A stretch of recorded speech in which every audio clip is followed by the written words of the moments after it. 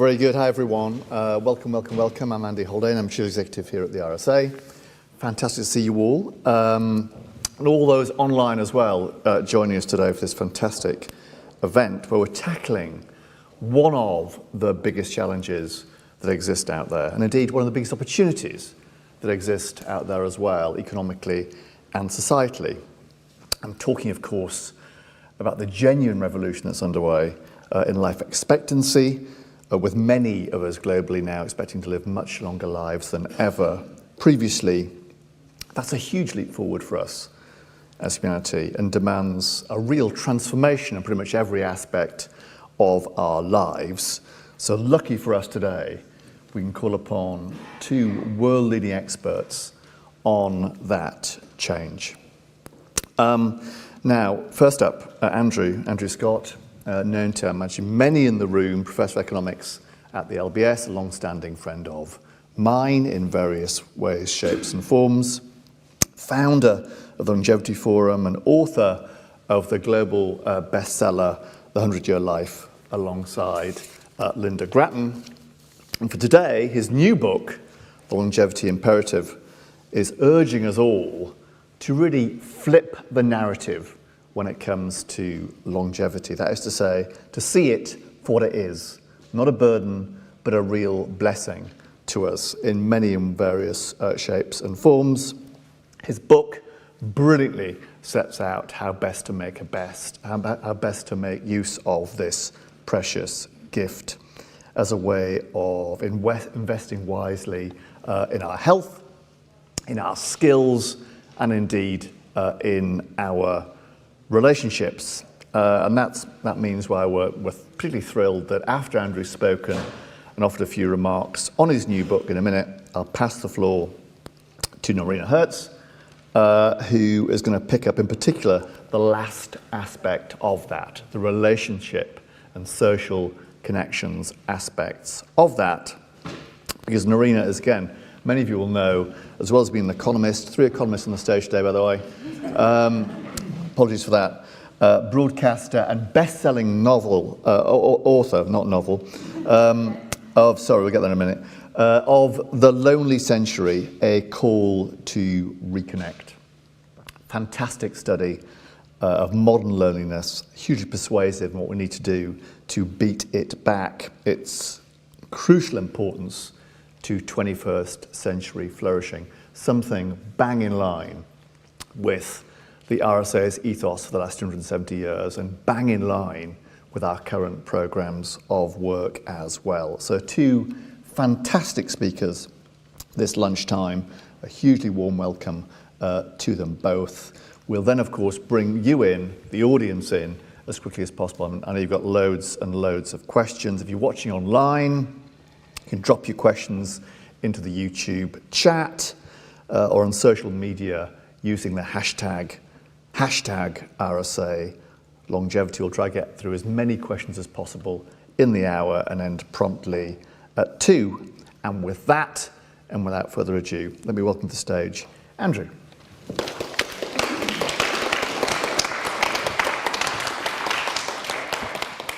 It's a narrow stage. Thank you, everyone, for being here. I wondered if I could walk around the outside of that table without falling off, which would have been a terrible way to start to talk about longevity. Thank you for your interest. Thank you for being here. So, I'm a macroeconomist, and so I'm very interested in those big trends that shape the world around us. And the reason I wanted to write this book is I think the topic of this book should be up there with AI and climate change as something that we urgently need to discuss and think about how we adapt and adjust to make sure our future is a good one and not a bad one. And what I find striking about the topic of longevity in general is it rarely gets up there with AI and climate change. To the extent we talk about adaptation and adjustment, it's often about things like adult diapers and care homes, which I think we can be more ambitious than that when we start thinking about how we make the most of a longer life. And when we do talk about a longer life, well, we touch on the topic, it's always phrased as an aging society. And an aging society, for me, focuses upon a change in the age structure of the population, which is important. People are living for longer, the birth rate's fallen, there's fewer younger people, and there's more older people. So a change in the age structure. But what I think is interesting about that aging society narrative is it's always really negative. And we were talking about here, as economists, it's particularly negative in economics. Old people are a problem. We have a thing called the old age dependency ratio, which is a pretty ugly concept all around. And old people need a pension, they get ill, they need to be cared for. And so this is always seen as a drag on the economy. Now, it's quite a remarkable way of seeing one of the greatest achievements of the 20th century, which is we now mourn the loss of fewer children, fewer parents snatched away in midlife, and more grandparents meeting their grandchildren. This is a phenomenal achievement of the 20th century. And I think the negativity on it comes about because we tend to underestimate the capacity of older people, and we underestimate the capacity of our later years. And that's a problem, because what I want to focus on is not an aging society, but something that I think is more profound, which is that we're living for longer. And the really big change is not that there are more old people relative to young people, but for the first time ever in human history, the young and the middle-aged can expect to become very old. And I always have to sort of unpack that a little bit, because of course there's always been old people, and old people are always young, but what's changed is now the majority can expect to become old. Becoming old has always been something for a minority. If you look at the UK government and the Office for National Statistics, it estimates that 50% of children born today will live to be into their early 90s. That's 50%. And that's assuming a slowdown of past trends. And I think the world has to change fundamentally when the young can expect to become the old. Because if you underestimate the capacity of your later years and you underinvest in them, then you don't get very good outcomes. And when we've got these extra years, we've got to make sure that we age better. We have to focus not upon a change in the age structure of the population, but we have to literally change how we age. Now that sounds an extraordinary statement, and at sort of some point I'm sure we'll talk about geroscience and can people live forever and aging therapeutics, but there's something much more basic than that. How we age is malleable. Just look at the extraordinary health inequalities that exist in society to see that how we age is malleable. It's estimated around 80% of how we age is affected by our behavior and our environment. And I put down to what I say we have a longevity imperative. We are now likely to become the very old. We fear getting old. We worry about outliving our health, our wealth, our finances, our relationships, our sense of purpose.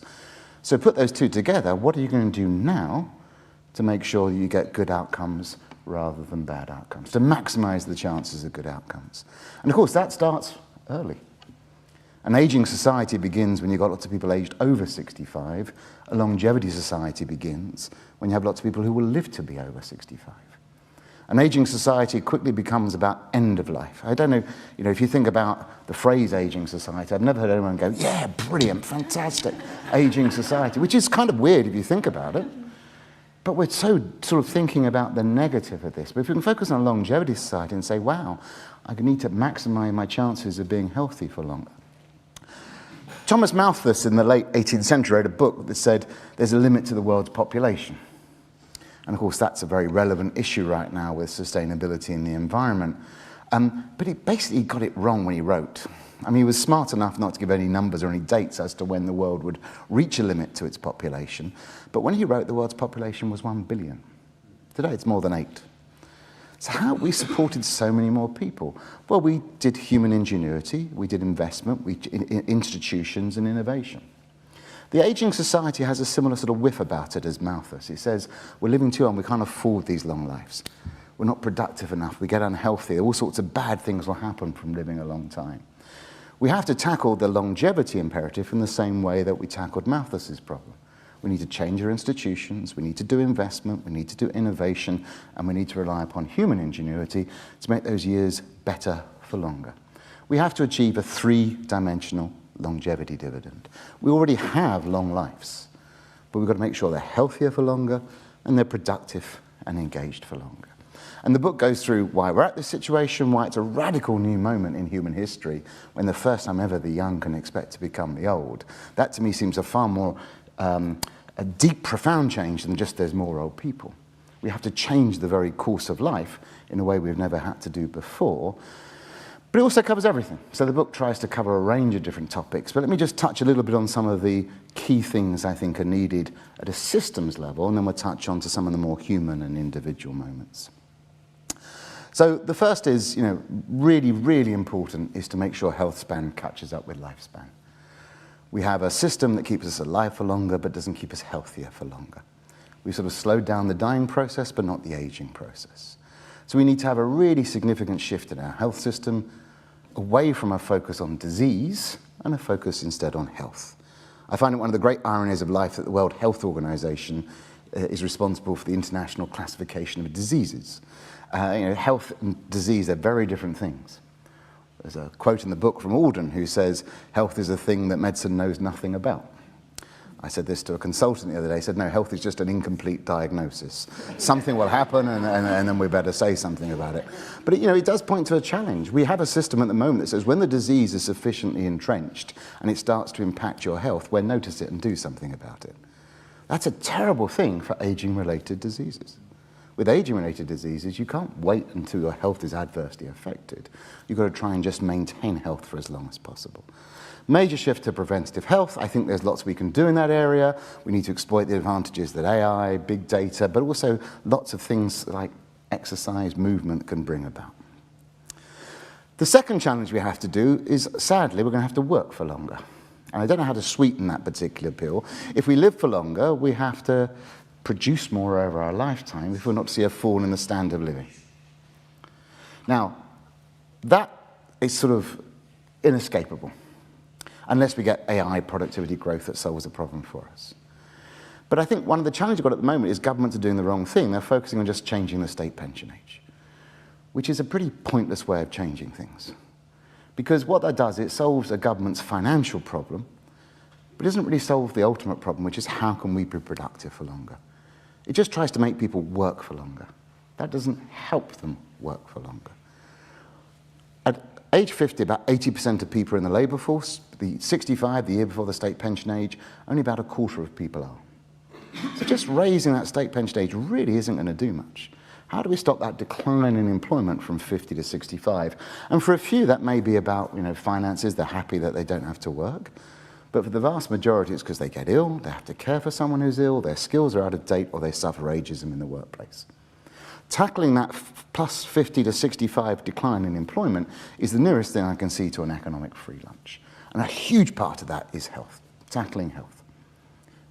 We can keep people working up to the state pension age. That's politically a lot less unpopular than raising the state pension age, but there's a lot of resources to be gained there. The other thing I hear a lot of talk about the silver economy. The silver economy is basically consultants giving a positive spin on the negative demographics of an aging society. And whenever I hear the phrase silver economy, I know pretty quickly someone's going to tell me that in Japan they sell more adult diapers now than baby diapers, and there'll be a picture of a cruise ship. Okay? We have to focus on what I will call the evergreen economy. As we live for longer, we have to remain evergreen. We have to keep refreshing our skills and our health. And that is something that starts from very early on. It's not about what you do in your 60s and 70s, although it's part of it. And so we need goods and services that bring about the social change we need. And I think we're going to see a huge scope of growth in that. Whether it be wearables telling you your health, whether it be some changes in the food chain, we're going to see a lot of shifts in education to provide lifelong learning. But let me come to the sort of final part of the book, which is that it's very easy about longevity to start sort of getting interested in geroscience and extraordinary things that are happening in labs, or to start getting interested in financial issues, of course, as an economist I do, and how do we insure against living too long and the importance of tontines. But at the heart of all of this, of course, is about human life. And one of the things I find extraordinary about longevity is it's one of those big aggregate trends that is just so intimately affects each and every one of us. I said at the beginning, I want to make this as important as AI and climate change. It seems to me just blindingly obvious that few things are as important for our future as how we age, individually and collectively. But somehow it just disappears off the radar. Why? Because we think we can't change how we age. But age is malleable, and we have to exploit that. But at the heart of all this is not sort of pounding, putting the hours in at the gym for hours on end, or not eating anything for all the time. And that may or may not help you live a longer life, but it's not a good life. And of course, what this is all about is about human development and human relationships. And it took me a while for the penny to drop. I used to hear lots of psychologists saying the real benefit of a longer life is you can spend more time developing as an adult. I didn't sort of get that. But it's true. You know, my father was born in 1925. He was never a teenager. Teenagers weren't invented until after he sort of hit his 20s. He went from being a child to an adult at 14. We've always rushed to do adult development because life has been short. Now we see adult development taking longer, but actually if we're living all these extra years, how do we develop and change throughout that longer time? And that's the other way in which age is malleable. You know, Bowie has that great quote that aging is the remarkable process whereby you become the person you've always meant to be. There's a man who knew something about transitions. He also copied it from the Greek poet Pindar, which is, the point of long life is to be who you are, having discovered what that is. But I think that aspect of human development is really key. And of course, if we underestimate the capacity of older people, if we underestimate the capacity of later years, we just haven't got the institutional support to do that later on. This is where the ageism stuff starts to come in. But this also then starts to tap into some deep issues about relationships and structures. So when I was growing up in North London, it was a typical household. We had family parties, and there'd be seemingly hundreds of cousins, dozens of aunts and uncles, and not many grandparents. Now, if you're in China, there's one child, two parents, and four grandparents. Social structure is changing. That change in the age structure changes relationships. And it's going to be incredibly important we work on those intergenerational relationships. And that means we've got to be very careful with things like hierarchies, because if we have a hierarchy, we may have more people just at the top for longer. That doesn't create unemployment amongst the young, but it does change career paths. How do we shift to more flexible, more interactive, more intergenerational structures that yield innovation and diversity, for instance? The other issue, too, is a big cultural change, which is, I talked earlier about adult development. We sort of currently, particularly in policy circles, see aging as an event, 65, you're old. Whereas, of course, the real trick is that aging is a process, and the biologists will tell you that. There's no one point where you become old. You become older, but never old. And if we see aging as a process, I think we can start to break down some of those really big barriers between that is the old and that is the young. I was giving a talk to some Chinese MBA students the other day, and China's demographics is extraordinary. A huge fall in the population, big increase in the number of 65-year-olds and above. And I said to these Chinese MBA students, the late 20s, early 30s, look at these stats in 35 years' time. There's all these people aged over 65. 45% of China is going to be people aged over 65. How do you feel about it? They said, oh, it's terrible. All these old people are a burden. The economy is going to go to hell in a handcart. I said, who are these old people? They said, what do you mean? I said, well, who are these old people in 35 years' time that you're talking about? They said, well, they're the old. I said, no, they're you. And it was quite remarkable, the sort of penny dropped. And I think that's the biggest change. When the young can expect to become the old, we really need to start thinking much more about those intergenerational connections. So I'll stop there. Thank you very much.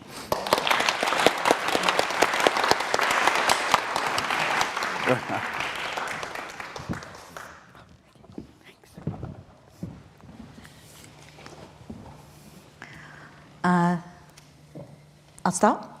Yeah. Noreena, please. Okay. Thanks, Andrew. That was so interesting. Andrew's book's fantastic, so I hope you all get to read it. I learned a lot from it, and it resonated with a lot of my own work. I think I started really thinking about longevity as part of the research for my book, The Lonely Century, when I came across this research in Israel. And it was research about a group of people who live the Haredim. This is the ultra-religious Jews, the ones who wear the black hats and wear kind of dark clothes.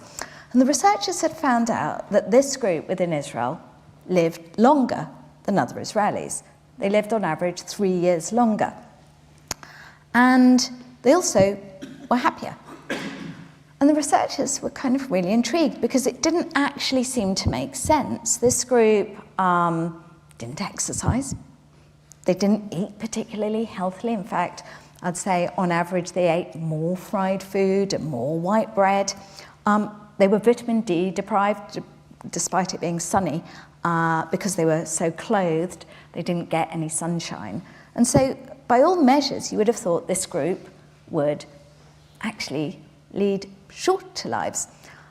But the researchers found that that wasn't the case. When they dug into why, they found that absolutely key to this, the real reason, was because of how strong their connections and community was. I mean, this group gets together very regularly for all the festivals and high holidays, for Hanukkah, for Pesach, for Shabbat dinners, for bar mitzvahs, for bat mitzvahs. The group also is really there for each other in times of need. So this is a group who, if you need a trip to a doctor's appointment, somebody will take you. If you're in financial need, somebody in the community will help you. If you need childcare, somebody will help out. So it's a group that's very bound to each other. And what the researchers found was that it was the community, and it was this desire and impetus to help each other that was actually responsible for them being happier, healthier, and living longer lives. Researchers actually in the 1950s in a town called Roseto in Pennsylvania came to a similar insight when they looked at a community there, which also was where people were living longer and had less chance of getting heart disease. Again, a community where it didn't make sense. These were mainly men within the community who worked in quarries. It was an Italian-American community. They ate a lot of lard-laden meatballs. But again, they lived longer. And again, the researchers found that key to this was the strength of their community, the strength of their family ties, and the strength of the community. So we know from a vast body of research that if we care about aging well, if we want an evergreen life, we need to think about relationships. They matter. Being connected matters to our health, to our life expectancy, to the quality of our life, and to our productivity. And the inverse, loneliness, we know has a very negative effect. Mentally, if you're lonely, you're more likely to get depressed or anxious. And physically, if you're lonely, you are 30% more likely to suffer a heart attack, 30% more likely to have a stroke, 60% more likely to get dementia. So if we're thinking about the longevity agenda, we need to think about how to strengthen our bonds. But the reality is that as a society, and this isn't just a UK situation, we've been moving in the opposite direction. In the United Kingdom, 3 in 5 people do not know their neighbours' names. 2 in 5 elderly people, their main form of company is their television or pet. 40% of office workers feel lonely at work. 3 in 5 18 to 24-year-olds feel lonely. 1 in 5 millennials doesn't have a single friend. So we've been moving absolutely in the opposite direction. Why? Well, a number of reasons. First, we just do less with others than in the past. We're less likely to go to church or to another religious service. We're less likely to be members of trade unions. We're less likely to go to parent-teacher associations. This is a trend we've seen really since the 1980s on. Urbanization. We know that cities can be a particularly lonely place. There's research that's shown that the denser a city, the less civil its inhabitants. Whereas rural communities feel often left behind in terms of investment, as we see urbanization trends, so left without bus routes, without funding for transport, but also left behind as the communities there can shrink and erode. Then there's the infrastructure of community, which has been steadily depleted really since 2008 and the financial crisis. In the United Kingdom, we've seen over 800 public libraries be closed down. We've seen over 1/3 of youth clubs be closed down. We've seen numerous daycare centres, community centres, investments in parks and public spaces be reduced. If we don't have physical spaces to come together, of course, we're going to feel more alone. Then there's what we might think of as the neoliberal mindset. This is really, again, since the 1980s, I argue that a mindset has taken hold where we've increasingly lionized and valorized in society qualities like competitiveness, hustling, self-interest, at the expense of qualities like caring for each other, community, the collective. We even see this in pop song lyrics, where ever since the 1980s, we see words such as we, us, and our steadily supplanted by words such as I, me, myself. And an I-focused society is always inevitably going to feel lonelier. And the final reason why I think we've got here is because of our phones. These weapons of mass distraction are really making the world a much less connected and lonelier place. I mean, there's research that shows that even if you just have your phone with you and your phone is on the table, people are less likely to smile at each other at the table. One Ivy League president told me about how students are coming to university so unable to read body signals in a room that they're having to run how to read a face in real life classes. Yeah, seriously, for their incoming students, because so many are unable to do this. And we're all, in a way, this is, a young person's problem for sure, and helps account for why young people are so disproportionately lonely and have such mental health issues. But it's also something, of course, that we as adults are all too prone to. We're all addicted to our devices, not present with those around us, but scrolling on our phones. So much that we can do. That's the good news.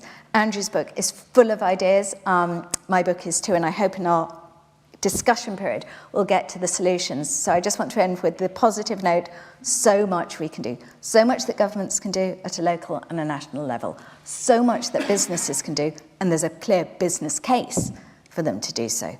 And so much that we as individuals can do as well.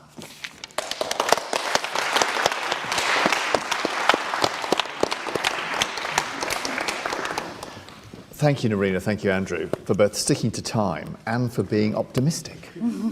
So we'll take some questions. And while the audience is thinking of questions and wait for the mic before speaking into it, we got sent in literally pages and pages of pre-submission. So I'm going to ask a few of these while you're thinking in the room.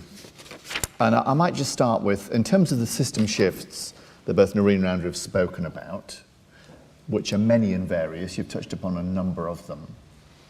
Could I start, though, on education and learning from the earliest of years onwards? Given the scale of shift you're both talking about, what needs to be done differently from the earliest of years to get this different way of thinking embedded, do you think? Andrew, do you want to kick off on that one? Yeah, okay, so it's a big question. I mean, it's hard from my perspective of longevity not to think that learning has to become more lifelong. And a key part of lifelong learning is also unlearning, which I think is kind of important.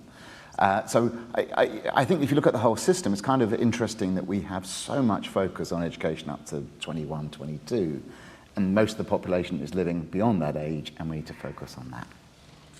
I think we'll see something of educational institutions tapping into that. I would love it if colleges of further education and adult education classes could do that, although they're really struggling right now with budgets. But I think we're also likely to see a great deal of just short-term learning online, just sort of YouTube or whatever it might be, and I think that's absolutely fine. I think one of the aspects of learning that's going to be important is going through a transition. And as we have these longer lives, you will go through more transitions in your career. And some people find transitions easy. They kind of do 3 of them before breakfast. Other people find transitions hard, where if you identify very much with your job and your skills and suddenly you've got to do something new, it's hard. And at an early age, I think every day is a learning experience. I can still remember the puzzlement of having to tie my shoelaces and thinking, I'm never going to understand this. And just this sort of whole, every aspect of life was a learning experience. How we do that later on, I think, is going to be tricky. What has to change at the beginning? We've sort of got a in the wake of the Industrial Revolution, we tailorized education. We have a teacher who sort of monitors time, checks and grades your work, gives you information and says, can you give it back to me?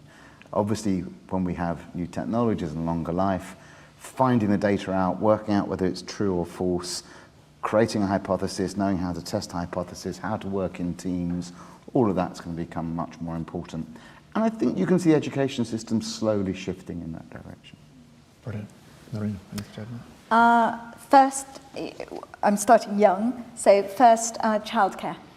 We need funded childcare, really partly, largely, so that the parents, male and female, are able to have the time to build connections and relationships. In my research, one of the groups who are the loneliest are mothers, who, especially during the pandemic, when the kind of opportunities to meet up with others was taken away from them. So I'd say start with childcare and make sure it's funded. At school, one of the things that teachers of young children have shared with me, very concerned about, is that increasing numbers of 4 or 5-year-olds are coming to school lacking the most basic social skills because their parents are spending so much time on their phones. And so their parents are not speaking to them. And so they're not seeing and learning the normal way that we all learnt how to interact. And because the kids are often parked in front of their screens. So I think really kind of addressing that. And then in the school, and I know some schools are now doing this, banning phones during schools. I think that's really essential. The stories from the young people who I interviewed of how excluded and isolated they felt due to phones was, due to social media, was really heartbreaking. And if you're going to have kids learning the skills of how you interact, of how you communicate, you have to get them practicing it from a young age. And it's something that employers are increasingly concerned about because they're saying that they have Generation Z coming into the workplace unable to properly interact in a team and unable to deal with clients face to face. And so this is an economic issue as well as a social one. Fantastic. Let's go to the audience and pick up a couple of questions and then we'll come back. I think your hand was up first, sir, and then we'll go down to the front. People tap the microphones down to see if it's working. You can hear me? Yeah? We can. Okay. Well, thank you very much. It was brilliant. I just want to put a counter. I'm 72. I was born in 1951. I lived through the social democratic experiment we engaged in, before we threw it all away. And I always think about 4 ages. My chronological age, how long I've been on the planet. My biological age, which is kind of me times the environment. My neurological age, which is my capacity to learn new things. And the thing that's most aging is my cultural age. So I go to poetry events and poetry slams, and there are lots of young people there. But I can't talk about Thatcher or the Falklands because they don't know what I'm talking about. And the reason that I'm aging well is partly because of the web. 20 years ago, I would not have looked up the melting point of tin because it would have made, I'm using it as a trivial example, but I'm hugely connected to a huge body of knowledge in a way that's flexible, amenable, malleable, and usable. What I don't actually have much of, but the RSA is one, is a forum with which to engage in that wisdom. I'd like to put the word wisdom into the room, because I don't hear that very often, you know. And having lived a long life and been reasonably successful, and everybody in the room, most people in the room this applies to, we are wiser, I think. But that notion of wisdom is to some degree denigrated. Sorry, it's not a question. But No, thank you. Very good. We'll take one here, and then I'll pass back to Andrew and Noreena. Thank you. Thank you very much for that. It was really stimulating, and can I say how much I agree with that? My name is Maggie Piggott. I've been very involved on the board of a charity called Open Age, and also written a book on how to age joyfully. But my question is really, it really underpins everything you've said about health, community, purpose, learning. There seems to be a simple answer. For instance, this charity, Open Age, it does exactly all those things. It does learning, it has a community, it has older members, it's into prevention, it's into exercise, it's into all those things. It's a charity, it relies on finance, local authority for cuts, NHS focusing on being reactive, not preventative. The solution seems to be there. The issue is, how do we get it that there are organisations, there are others, Age UK, other charities, how do we get that systemic across the country to build those communities? And this is in the centre of London, and I appreciate what you say about London and cities. there must be a way to do it, and I haven't cracked the answer, so I'd be desperately grateful for any thoughts that you guys might have on it. Fantastic. Andrew, you want to kick off on those? Yeah, I mean, a couple of great questions. So on your different concepts of aging, by the way, completely agree. There's another one which is really important, which is sort of, it's called thanatological age, which is how many more years can you expect to live? And that's a really important part of all my conversation, because the average Brit has never been so old, but never had so long left to live. And I think you can't just simply call that an aging society. You know, simple-minded economist, you have more time ahead of you, you need to invest more in your future, and it sounds like you're doing that by going out, looking for stimulation, and that's what we have to try and do. I'm glad you brought up the word wisdom. We do see that as people get older, they're happier, and there does seem to be a certain sort of, I don't know if it's coming to terms with things, a certain wisdom. It's really interesting. We've medicalized old age in the 20th century. We define old age purely in terms of health. We see it purely in terms of decline. And Noreena was talking about meta-analysis of text. You can see 200 years ago in America, books, magazines, when someone older was mentioned, it was about wisdom, it was about family, it was about public spiritedness, civic mindedness. Now it's about dementia and care homes. It's quite remarkable that the more likely we are to become old, the more we sort of have denigrated being old. Yeah, so, you know, some things decline with age, some things increase, and I think, you know, that's what we absolutely have to focus on. And, you know, linked in to your point about how do we do this, so I never quite know what position to take on this, because, you know, for the first time ever, the young can expect to become old. It's going to be hard to get rid of millennia of experience, centuries of social norms, etc. You know, it's hard to do change, and change is happening. You know, the majority of employment growth in the UK over the last 10 years has come from people aged over 50. So whatever ageism there is out there, and there clearly is, it's not as simple-minded as just, oh, you're old, you can't do something. So there is progress happening. I think if you look at the 20th century, we invented teenagers and we invented pensioners. We invented whole new ways of life of doing that. But it took a while. It just takes a while. So I kind of think it's water a little bit on a stone. That's not very helpful for how to accelerate it. I personally, as a macroeconomist, think getting governments involved is going to be key. And I think, you know, we got to start turning away from this negative concept of an aging society to, oh, if we invest in our future years, we can make them better, which to me is so blindingly obvious. And I'm sure many of you in the room will agree. So how do we do that? I think you could then got to find where are the points where you can change people's thinking. And I'm finding it happening in the UK at the moment. We've got nearly 3 million people unemployed in the UK because of long-term health issues. A large majority of them are sort of 50 to 65. Health is now a first-order macroeconomic issue, and I would say that's about aging. And I think governments go, oh, wow, you mean if I spend money on health, I get a GDP benefit? I don't want to reduce it to just that, but that's going to be an incredibly helpful way of thinking about it. I would make the state pension age dependent upon some measure of healthy life expectancy, so that we've then got an incentive to invest in healthy life expectancy. And I think if we can start to sort of get governments targeting aging better, then we start to socialise the concept. But other than that, just keep up the very good work, because it does make a difference. But it takes a long time before we work out what works. Oh, yeah. Thanks. Yes, to try and answer both together. I think there is a business case for employers to recognise the wisdom of older employees and then work harder at how to deploy and leverage them internally and attract them as well as older employees. And there are some companies doing pioneering work in this space. I mean, research shows that one of the best determinants for smart decision-making and problem-solving within a team at work is when you have different ages. Yeah.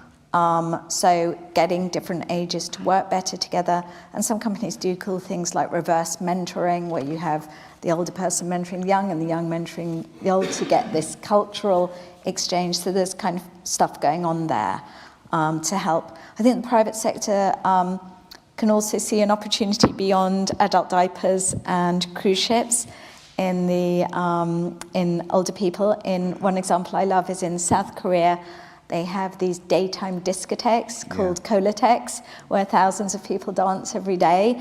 I love that idea. When I'm old, I want to be dancing in a daytime disco, so I hope somebody does that. So I think recognizing that there is an opportunity here in a positive way to serve this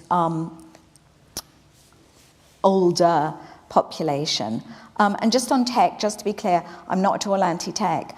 I was speaking specifically about social media and the deleterious effect that has. But yeah, I think the ability to learn more than we've ever had is really exciting. And I think AI is offering us kind of even more exciting opportunities. Can also just pick up on something Noreena said that sparked a thought. One of the reasons why we're messed up, the word aging is very complicated. You picked up on different definitions. It's just not a helpful word. It's also one that tends to get people negative. So we're off to a bad start. So it gets to lots and lots of confusions. For me, the reason I don't like chronological age as a measure is that it misses the two most important things, that how we age is malleable, and a key thing is how much more time we've got to go, rather than just how long we've actually been around. And the other thing, that because of both of those things, aging is a really diverse process. People age in a really diverse way. And as more and more people become old, we're seeing that diversity at work. And I think that creates some challenges, because first of all, it means all the negative stereotypes, which have probably never been true, but are just wrong.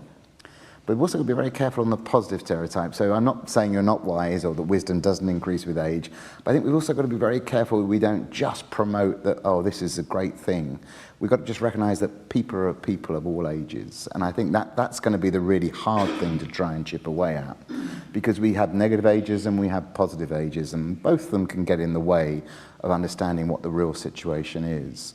And if you are old and not wise, then what are you going to do about it, or how do you get smarter? And that kind of whole it's an ongoing process that you have to work on. But just coming back to Noreena's point, there's a lovely study of academics, but I suspect it holds more widely. The most innovative work and papers come from two PhD students at the beginning of their career. But the most successful and impactful innovative work comes from combining a young researcher with an experienced researcher. And I think that's kind of the real challenge we've got. Society used to be this. In Japan and China, it's like that in terms of the age structure. In the UK and US, it's like this. It's like a tower. We've got age equality almost. And I think the real trick is then how do we bring out that diversity? And that's about everyone learning from one another. So we've got to be just very careful with stereotypes. And on that, learning from one another and how best we bring that about, structures best bring about that. There's a question here about co-living in the context of housing design. Noreena touched upon several great examples of pieces of social infrastructure that could be redesigned to create this mixing, this generational mixing, including the disco, which coming soon at the RSA down the vaults. Andrew, on this question, Noreena, of how we rethink almost all that we do communally. So we're going to have to do lots of experiments. I think that's the other thing. We've not been here before, so we have to experiment and we find out what works. And going back to your point, Maggie, I think once we've got to get people interested in this who are just interested in it for money's sake, actually, not just those who believe in it as a purpose. Because once we can scale it, and things will happen. I'm not saying the two are incompatible, but I think that's really important. So lots of experimentation, and co-living clearly can work and does work. There's lots of examples. I'm sure Noreena will know more than I. Mark Friedman in the States is brilliant at this sort of co-generation stuff. He has a point that the only sort of natural resource that's increasing is older people, and says this is sort of a great resource to tap into. And one of the reasons we underestimate the capacity of older people is that they often are retired, so they don't count towards GDP. I think we also have a mistake of thinking about longevity as about end of life, which few of us want to think about. But actually, if you look at non-market activity, there's an awful lot that happens at older ages, and that co-living is part of that. So, 100%. And you can see that there are, in the Netherlands, I think it's students at the cheap rent living in older people's homes. They provide company, they provide diversity. Yeah, huge scope. And by the way, we're seeing co-living in individual families too, because children are staying at home a lot longer than before. Yeah. Noreena? Yeah, those examples are very compelling for sure. And there's also an opportunity to build blocks, physical kind of apartment buildings, which are designed for co-living purposes. And not just old people together, but old and young and different generations for sure.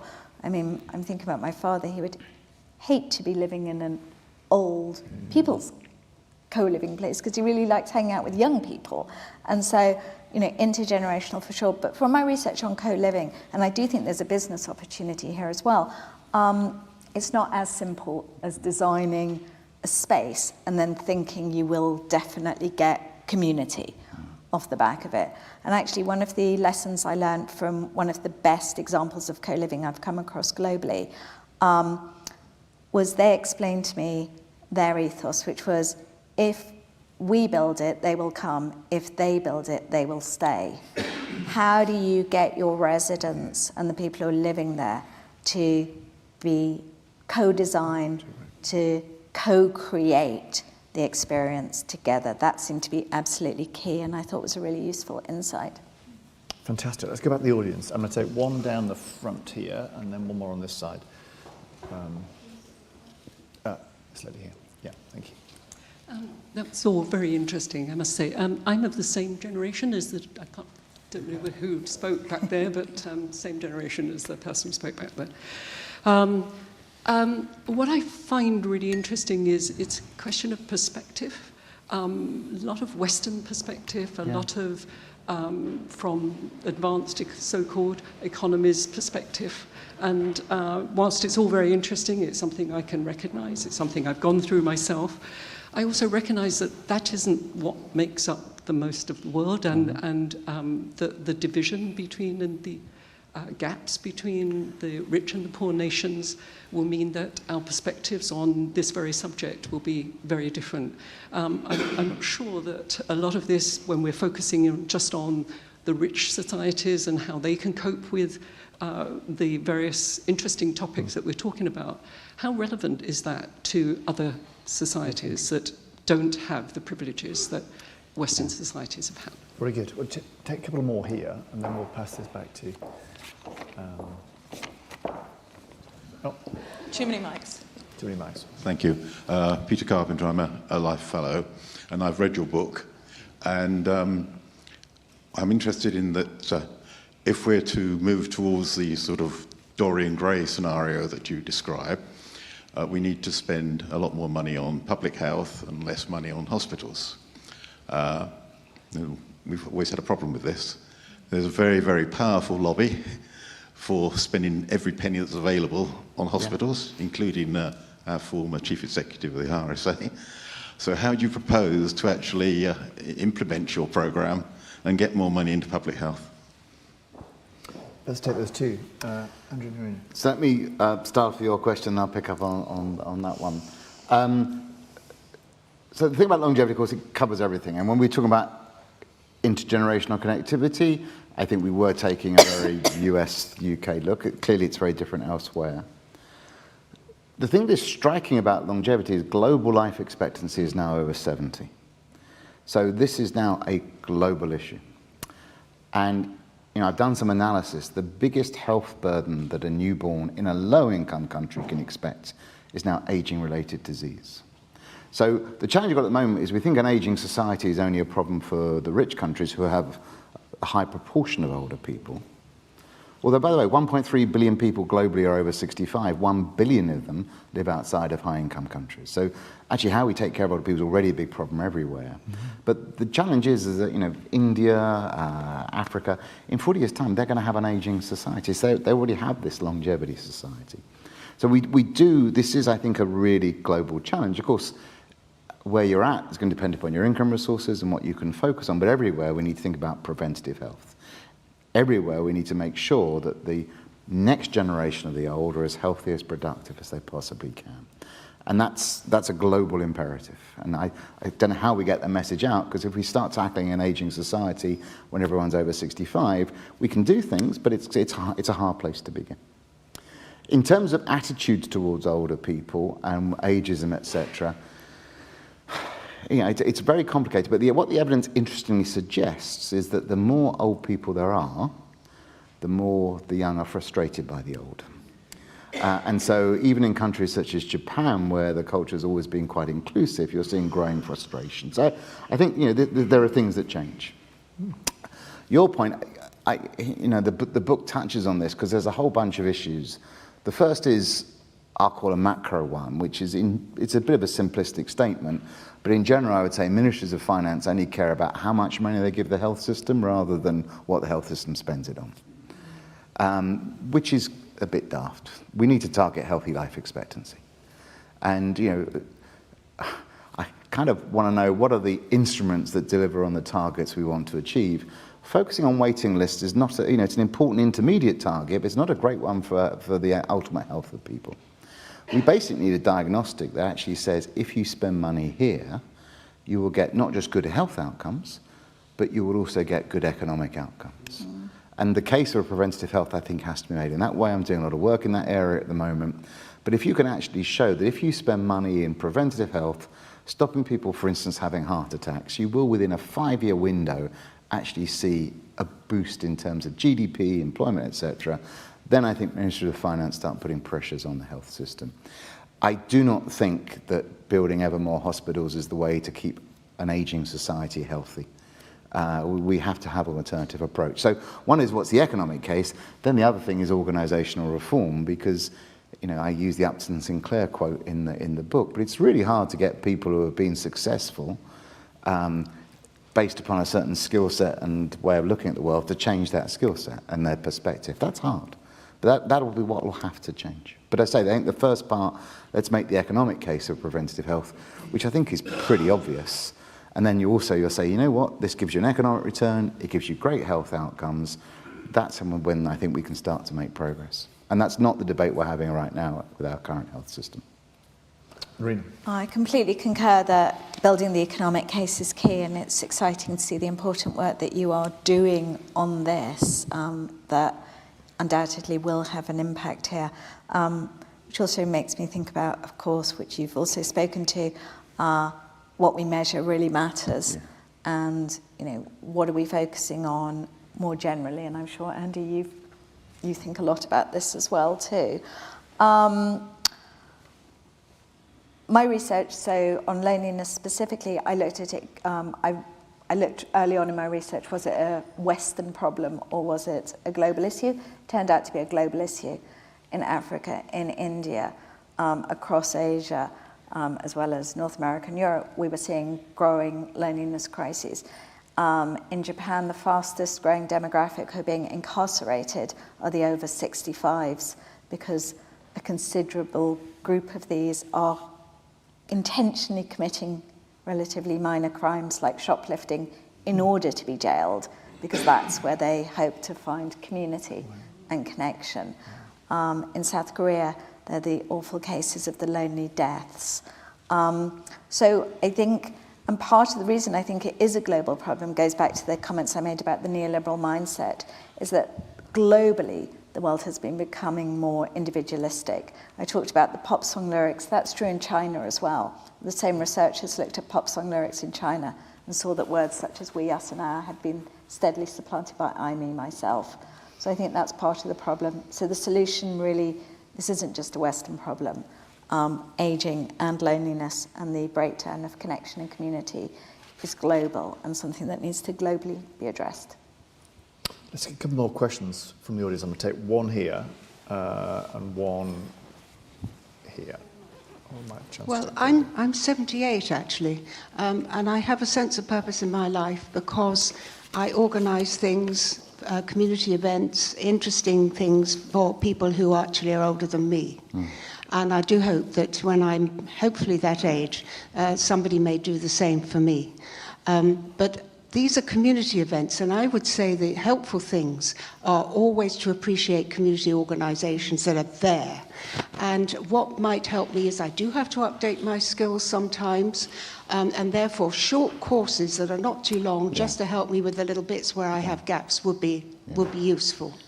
And I just wanted to say, if I may, that people of my age, and perhaps not quite so old, are actually making a big social contribution, and through that to the economy. They look after their grandchildren, they sometimes look after elderly relatives still. And I think, again, the family is something that's very important here.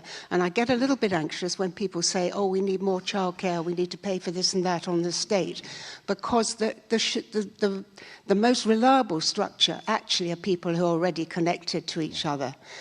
And just a final point, I do know some people who have intergenerational experiences, and I have a friend who is older than me, and she actually takes in students, and in the return for giving them somewhere to stay at university, they do odd jobs for her. And she's got a wonderful personality, and she makes it work. It's not for everybody, but that's an example of where intergenerational relationships actually can be very fruitful. Fantastic, thank you. I think the question was just behind, and then we'll go across. Thanks. I just wanted to come back on mentoring. As I said, I'm 72. I'm doing an awful lot of mentoring, particularly of young entrepreneurs setting up their startups, and I learn immensely from it. And I think some of the other comments are similar about this intergenerational thing, and it keeps me alive. And the other point I wanted to make is about these young people. I think we should give more faith in them. 2 or 3 of the ones I'm working with are very interested in good health. In fact, I think it's going to be young entrepreneurs in the private sector which is going to drive the health agenda. Well, they are doing at the moment in many, many ways, although it does mean maybe apps sometimes have to be used to get us there. And one of them is also driving a loneliness app for older people. So I think young people are beginning to think about these things, and we should give them a bit of cred for doing that and encourage it. Final question over here, and then I'll go back to the audience for some final reflections. Thanks very much. I think it was a famous economist who said, in the long run, we're all dead. So it's quite an old subject. Long run's got a bit longer, though. Yeah, exactly. Look, I'm familiar with things like naked roll mats, what do they call them? Mole rats. Mole rats. And so these are things that can technically live forever, but they're so stupid they get killed. Calico, NAD, we know the science. So what I'm picking up from you today that is all about biology and community and purpose. I'd like to know what you think about my point, which is I think we need less government, because if it's about community, then what we're witnessing is the rise of more mutualism and more cooperatives. I run something called mutual equity, which is like private equity, but it's got a bit more, it's got a sense of values. So we need to take ownership. So if it's about biology, then it becomes our responsibility to own it as a human being. So we need to take care of how we age, because disease of aging, if you don't age, you don't get disease of aging. So you can live longer but not age, right? So we've got all the answers. So the solution is a very practical one. It's not quoting live to 100 from Netflix or something. It's like take ownership yourself and do something about it. We don't need the government. We don't need to spend more money. Actually, you can save money. So actually, I do have a degree in economics, sadly, but it's made me realise that isn't the answer. So how do we get government out of the way is my question. So, final thoughts. Andrew and Noreena. Yeah, so, I mean, there's lots of... sorry, there were so many good points. I've lost track of what I'm going to... recency bias. I'll go for the last question. When for the first time ever the young can expect to become the very old, an awful lot has to change. And it's clearly not all the government's responsibility. And you're right, there's a great deal of agency here, which is that it's your future and you need to invest more in it. 80% of how we age this side of 80 is about our behaviour and our environment. I'll come back to that quote in a moment. But of course, governments have a huge role to play as well. They do run the health system. I do think that actually, as health becomes more about health, the health system will escape outside the hospital system and be much more about what individuals do, self-monitoring. It'll be the stuff that so there's a whole bunch of stuff where health now becomes a much bigger sector. And I agree with you. I think the young generation are much more conscious of health. When I talk about longevity, it's interesting, both across countries and different age groups, what people pick up on. And the younger generation really zero in on health. They're particularly excited about that. And whilst there's a major mental health problem, in terms of physical health, they're smoking less, they're drinking less. They're much more health conscious. So there are some positives there. So yes, of course, it's your life and you have the responsibility. But let's go back to that 80% of how you age is about your behaviour and environment. That's great for a relatively wealthy audience who've got the resources and to choose their environment and to support their behaviour. Not everyone has that, which is why we have this already very large inequality. And I think that is something that governments have a responsibility or a role to play in improving things. So I'm not saying it has to be just the government. We've got to change our culture. We have to change our individual behaviours. We need new firms providing new products. But we also need a government who needs to change the wiring of the infrastructure. We developed so much of our infrastructure of how we live our life in the 20th century, when life expectancy was around about 70, when retirement was a short period in time, where you started work at 15, 16. We need to rewire all of that. So it's a very big rewiring where everyone has a role to play.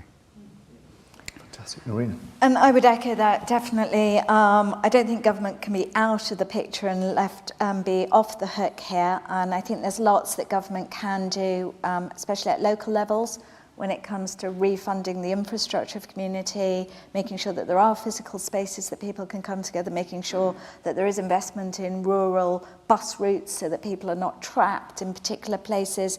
There's interesting work done in Belgium on an empty shop tax. The longer a shop is left empty, the higher the tax is put on it to revitalise high streets. There's cool urban design stuff in Chicago, new social housing blocks built with branches of the Chicago Public Library in the basement so that there were physical spaces for people to come together. So I think there's stuff that governments can do. And by the way, I'm a big cooperative fan and have written on extensively on that. So, but I think there's also a lot we can do, and that speaks to your point about community. I mean, we have to invest in our local communities. We have to go to our local shops and support them and not be lured into the convenience of a contactless existence and do everything on our phones instead, order on Amazon, order our shopping online. We've got to support our local shops. We have to show up at local community events, whether it's a community fair or a community gathering. So for sure, we have to do that too. Recognising that these face-to-face interactions are not just important for the longevity agenda and not just important for keeping us feel more connected, but actually these are the moments in our day where we practice the skills that underpin inclusive democracy, reciprocity, kindness, thinking about others and not only ourselves. So this matters, and it's an agenda, the longevity agenda, the reconnection agenda, that we all have to embrace, and that businesses, you're absolutely right, and I also have young entrepreneurs coming to me the whole time, and businesses have a role to play here too. There's a business case for it as well. That's a great way to end, and time is up. That's been a really fantastic discussion. Thank you everyone that's joined us online. Thank you everyone in the room for your questions. I'm sorry we couldn't get to more of them. If you're an RSA fellow, however, the good news is if you're on Circle, the conversation can continue on Circle. And I think there's loads of interest in the room and beyond. So I suspect it will. And Ian in the front here, I know, is working very actively on this area. So I'm sure we can get something going network-wise on just this topic. I should say, we're doing something here at the RSA on just this front. We've recently set up a mentoring scheme within our fellowship between older and younger fellows, exactly speaking to some of the issues that Noreena and Andrew have touched upon today. The early fruits of that appear to be really positive. So far, so good. If you want to read more, if you're online, there are links to both Andrew's book, which is here, and Noreena's book, now in paperback, which is here. For those in the room, the even better news is that both Andrew and Noreena will be signing books outside after today to continue that conversation. But for today, please join me in thanking hugely our amazing speakers today, Andrew and Noreena.